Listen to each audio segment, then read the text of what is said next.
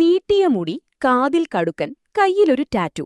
ഇത് കണ്ടാൽ ഉടനെ നമ്മുടെ സമൂഹം അവർക്കൊരു ലേബൽ കൊടുക്കും. ഇവൻ കഞ്ചാവാണ്, അല്ലെങ്കിൽ ക്രിമിനലാണ്. എന്നാൽ ഇത് മലയാളികളുടെ മാത്രമൊരു പ്രശ്നമാണെന്ന് കരുതരുത്. പാശ്ചാത്യ സംസ്കാരത്തിന്റെ ചരിത്രമെടുത്താലും, ഇലോൺ മസ്കിനെ പോലെയുള്ള ലോകത്തെ ഏറ്റവും വലിയ ബുദ്ധികേന്ദ്രങ്ങളെ എടുത്താലും അവരും ഈ വ്യത്യസ്തതയെ വലിയൊരു ഭീഷണിയായിട്ടാണ് കാണുന്നത്. എന്തുകൊണ്ടാണ് സ്വന്തം ഇഷ്ടത്തിന് ജീവിക്കുന്നവരെ സിസ്റ്റം ഇത്രത്തോളം ഭയക്കുന്നത്? പാശ്ചാത്യ സംസ്കാരത്തിന്റെ ചരിത്രം നോക്കിയാൽ പുരാതന ഗ്രീക്കുകാരും റോമാക്കാരും ടാറ്റൂകളെ കണ്ടിരുന്നത് കാടത്തത്തിന്റെ അടയാളമായാണ്. അടിമകളെയും കുറ്റവാളികളെയും തിരിച്ചറിയാനാണ് അവർ ശരീരത്തിൽ പച്ചകുത്തിയിരുന്നത്. വലിയൊരു സാമ്രാജ്യം കെട്ടിപ്പടുക്കാൻ അവർക്ക് അച്ചടക്കം അനിവാര്യമായിരുന്നു. എല്ലാവരും ഒരേപോലെ ചിന്തിക്കുന്ന, ഒരേപോലെ ജീവിക്കുന്ന ഒരു വ്യവസ്ഥിതി. അതിൽ നിന്നും മാറി നടക്കുന്നവരെ, സ്വന്തം ശരീരത്തിൽ മാറ്റങ്ങൾ വരുത്തുന്നവരെ അവർ സിസ്റ്റത്തിന്റെ ശത്രുക്കളായി പ്രഖ്യാപിച്ചു. ഇന്ന് ലോകത്തെ നിയന്ത്രിക്കുന്ന ഇലോൺ മസ്കിനെ പോലെയുള്ള ആളുകളുടെ ചിന്താഗതിയും ഇതിനോട് ചേർന്നു നിൽക്കുന്നതാണ്. ടെക്നോളജിയിലും ബിസിനസ്സിലും അവർ മാറ്റങ്ങളെയും പുതിയ ചിന്തകളെയും സ്വാഗതം ചെയ്യും. എന്നാൽ സാംസ്കാരികമായി മനുഷ്യർ അമിതമായ വ്യക്തിസ്വാതന്ത്ര്യം പ്രഖ്യാപിക്കുന്നതിനെ അവർ ഭയക്കുന്നു.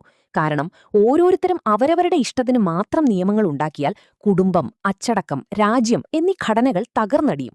ഈ അമിതമായ നോൺ കൺഫോമിറ്റി സമൂഹത്തിന്റെ പൂർണ്ണമായ തകർച്ചയിലേക്ക് നയിക്കുമെന്നാണ് അവരുടെ വാദം. റൂളുകളില്ലാത്ത ഒരു സമൂഹം അതിവേഗം നശിച്ചുപോകും. എവല്യൂഷണറി സൈക്കോളജിയും ഇത് തന്നെയാണ് പറയുന്നത്. മനുഷ്യൻ കാട്ടിൽ നിന്നും അതിജീവിച്ചത് അച്ചടക്കത്തിലൂടെയാണ്. എല്ലാവരും പ്രവചിക്കാൻ കഴിയുന്ന രീതിയിൽ പെരുമാറുമ്പോൾ നമ്മുടെ തലച്ചോറിനൊരു സേഫ്റ്റി ഫീൽ ചെയ്യും. അതുകൊണ്ട് ഈ വ്യവസ്ഥിതിയിൽ നിന്നും മാറി ഒരാൾ മുടി വളർത്തുമ്പോഴോ ടാറ്റു അടിക്കുമ്പോഴോ തലച്ചോർ അയാളെ ഒരു റൂൾ ബ്രേക്കറായി കണക്കാക്കും. സമൂഹം വെറുക്കുന്നത് ആ ടാറ്റുവിനെയല്ല, മറിച്ച് ആരും പറഞ്ഞാൽ അനുസരിക്കാത്ത, സ്വന്തമായി ചിന്തിക്കുന്ന ആ വ്യക്തിയുടെ സ്വാതന്ത്ര്യത്തെയാണ് അവർ ഭയക്കുന്നത്. എന്നാൽ പുതിയ തലമുറ ഈ വാദങ്ങളെ പൂർണ്ണമായും പൊളിച്ചെഴുതുകയാണ്. നിങ്ങളുടെ ആദ്യത്തെ രാജ്യം നിങ്ങളുടെ ഉടലാണ്.